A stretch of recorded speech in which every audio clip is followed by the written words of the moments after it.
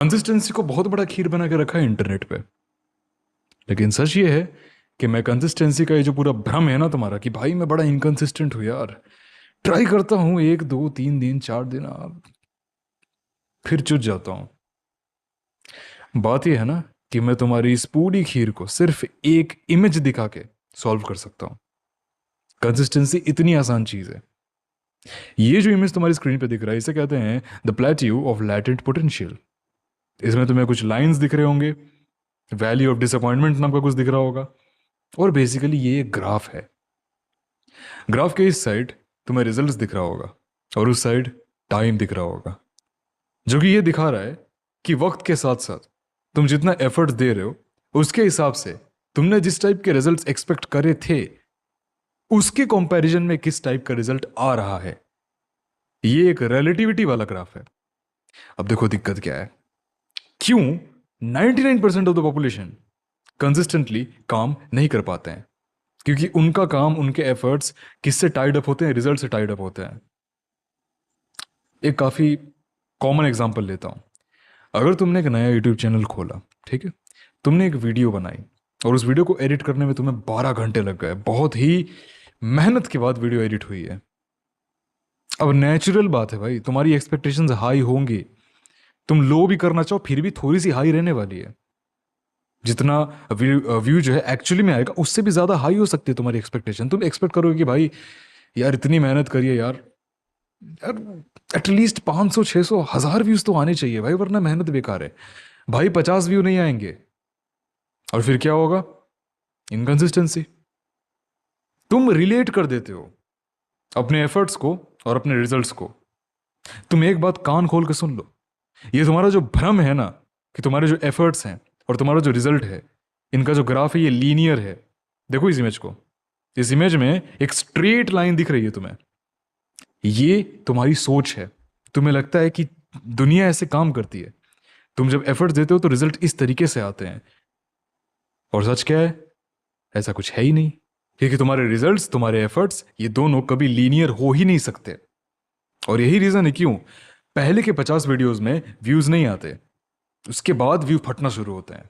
यही रीजन है। Compounding effect काम आती है, एक्सपोनेंशियलिटी काम आती है। ऐसे ऐसे कॉन्सेप्ट इसके पीछे लगे हुए हैं, ये कोई जोक नहीं है। गौर से सुनो, इस इमेज को मैं एक्सप्लेन करता हूं। एक नॉर्मल इंसान ये एक्सपेक्ट करता है कि मैं जितना ज्यादा एफर्ट दूंगा मेरे जो रिजल्ट्स हैं वो भी साइमल्टेनियसली उतने ही ज्यादा बेहतर आएंगे और अच्छे होते जाएंगे। और यही चीज, जो पहला जो स्ट्रेट लाइन है ना, जो ऐसे ऐसे करके जा रहा है, ये वही चीज रिप्रेजेंट करती है। लेकिन रियलिटी जो है वो दूसरा, जो कर्व्ड लाइन है, जो पहले नीचे उसके बाद सीधा ऊपर जा रही है, ये दूसरी जो लाइन है, कर्व लाइन, ये रियलिटी को प्रेजेंट कर रही है कि रियलिटी में तुम्हारा जो एफर्ट है और तुम्हारे जो रिजल्ट्स हैं वो कैसे बिहेव करते हैं। और इन दोनों लाइंस के बीच में जो डार्क एरिया दिख रहा है, इसे हम कंसिडर करते हैं द वैल्यू ऑफ डिसअपॉइंटमेंट। और यही रीजन है क्यों 99% ऑफ द पॉपुलेशन क्विट कर देती है। मैंने जो एडिटिंग वीडियो और उसके बाद व्यूज इन सब का जो चक्कर समझाया था तुम्हें, ये वही है, वैल्यू ऑफ डिसअपॉइंटमेंट। हमारी एक्सपेक्टेशन हमारे एफर्ट से कोरिलेटेड है। हम जो एक्सपेक्टेशंस रखे हुए हैं रिजल्ट को लेके, उतना ना आने पर हमें ऐसा लगता है कि हमें इसमें इतना एफर्ट देना नहीं चाहिए। इस पर्टिकुलर ग्राफ में यह समझाया गया है कि कैसे शुरुआत के दिनों में आपके रिजल्ट ज्यादा हो सकते हैं, आपके आपके एफर्ट जो है वो ज्यादा हो सकते हैं, आपके रिजल्ट जो है वो कम हो सकते हैं, मिनिमल हो सकते हैं, ना के बराबर हो सकते हैं, गायब हो सकते हैं, शायद जीरो हो, दिखे ही ना शुरुआत के दिनों में। लेकिन एक पॉइंट ऐसा आता है ना, जब आप ऑब्जर्व करते हो कि भाई मैं काम तो करे जा रहा हूं, अचानक से देख रहा हूं रिजल्ट आना बहुत ही ज्यादा कंपाउंडिंग इफेक्ट में रिजल्ट आ रहा है। मैंने एक्सपेक्ट करा था कि मैं हर दिन एक वीडियो यूट्यूब पे डालूंगा 5 मिनट की, और 50 वीडियोस के बाद मेरे 200 300 सब्सक्राइबर्स हो जाएंगे, और हो गए 10,000।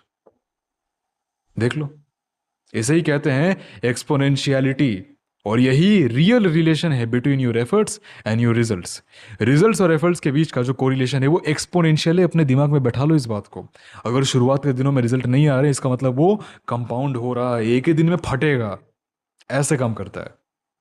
अब ये हो गया the plateau of latent potential. इसका एक और वेरिएशन है, नहीं इस ग्राफ का नहीं, कंसिस्टेंसी को मेंटेन रखने का। और ये मैंने शायद खुद ही डेवलप करी है क्योंकि इंटरनेट पे कहीं दिखा नहीं। और इसे कहते हैं एसोसिएशन। एक बात समझो, अगर तुम किसी 100 मीटर के रेस को दौड़ने की कोशिश कर, 100 मीटर बहुत छोटा हो गया, बच्चे भी दौड़ लेंगे, 1 किलोमीटर के रेस को दौड़ने की कोशिश कर रहे हो, मैराथन को, लेट्स से मैराथन, ठीक है, 1 किलोमीटर। तो तुम अगर 300 मीटर जाते हो और उसके बाद थक जाते हो, तुम्हारी सांसें फूल रही है, तुम्हें रेस्ट करने का मन कर रहा है, तो उस पर्टिकुलर सिचुएशन में तुम्हें अपने आप को एक लूजर से एसोसिएट करना है। यही है मेरी टेक्निक। तुम्हें अपने आप से पूछना है कि मैं 300 मीटर पे रुका, और भी बहुत सारे लोग हैं जो 300 मीटर पे ही रुक गए थे और ये कभी आगे नहीं बढ़ पाए। क्या मैं इन्हीं में से एक हूं? क्या यही मेरी औकात है? तुम ऐसे क्वेश्चन जब अपने आप से पूछते हो ना, तो तुम्हारा ब्रेन एक एसोसिएटिव प्रॉपर्टी को क्रिएट करता है और तुम्हें सोचने पे मजबूर कर देता है कि तुम इनके जैसे हो। मन से क्या आंसर आएगा? तुम इनके जैसे नहीं हो। ईगो हर्ट होगा। ईगो देगा एक्स्ट्रा फ्यूल, एक्स्ट्रा एनर्जी, और वो एक्स्ट्रा एनर्जी तुम्हें आगे पुश करेगी।